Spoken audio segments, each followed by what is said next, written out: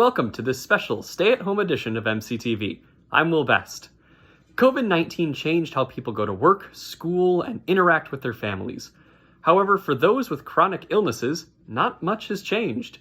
Erin Hankel shows us how our different world is their everyday world.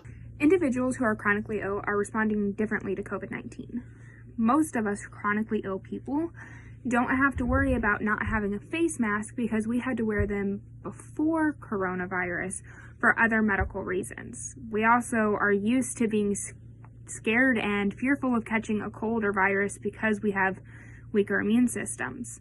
Some members of the chronically ill community are pleading with healthy individuals to practice social distancing and follow COVID-19 guidelines. I asked some members of my support group online to please share their experiences. One member responded, and I quote, "I am having a very hard time with my immediate family who are not taking it seriously and putting me at risk. I'm very high risk due to my medical conditions, which make it unlikely I'd survive coronavirus." Another member wrote, "I'm shocked by how little people care. I've heard a million times, look, young, healthy people will be fine, so people don't need to worry, as if the compromised and elderly just don't matter as much." Another member wrote, "I'm also angry with all of my friends who aren't taking it seriously. I was literally invited to a Corona Got Nothing on Us party." Some tips for handling the stay-at-home order provided by a few individuals who are chronically ill are to find shows that have multiple seasons to watch, use technology to stay in contact with friends and loved ones, and to open the blinds to let the sun in. For a student athlete, doing both schoolwork and working out can be a challenge. We now check in with Arturo Monroy during week 3 of self-isolation. So right now, I'm in week 3 of isolation, and I've definitely tried to figure out my groove right now. I've kind of found a decent schedule I think that works for me.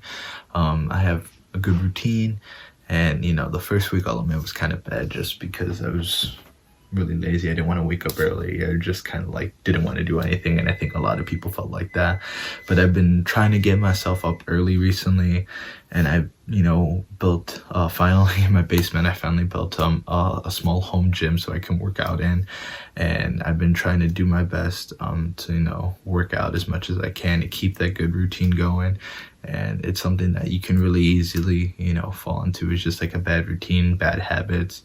And especially during this time period, everyone's home, so it could be really easy to fall into bad habits. But I'm trying to stay up with good habits, trying to wake up early. One of my biggest fears is just snacking so much and eating a lot, and that's something I've been doing fairly well at. I've been watching what I've been eating, and I think that's good. It's a good habit, especially now because there might not be a lot to do, and then you're just oh, let me just snack on whatever I have in the fridge. And it's been something tough, but I've been able to get through. So my house setup right now is my mom and my aunt are in the dining room working remotely, and then my dad and I are in the living room. We each have our own desk and we each do our own work, so it's kind of packed in here.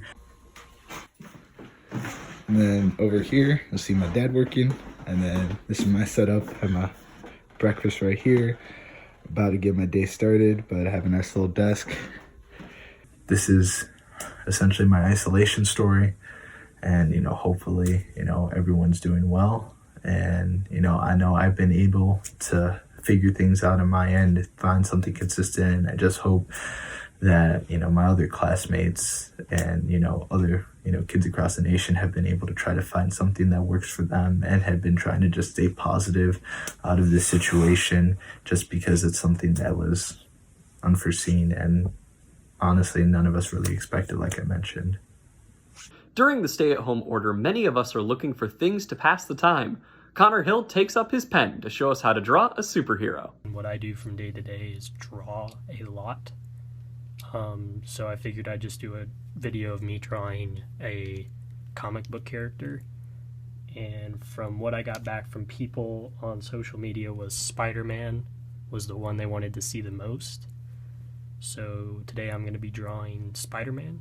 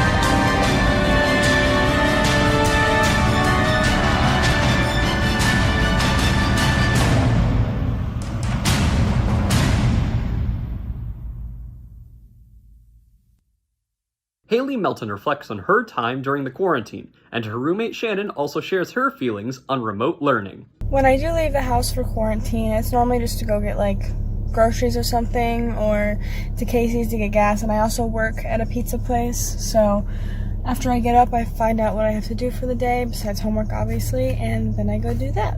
This next clip is going to be of my roommate Shannon, who I live with because I don't live with family, talking about her experience with quarantine and leaving college and going to online. So honestly, because everyone's pretty much doing college from home, and when I had to move out of my dorm, it hit me really hard because I don't know, I found my university to be like a home, and it was just crushing that I had to move out early.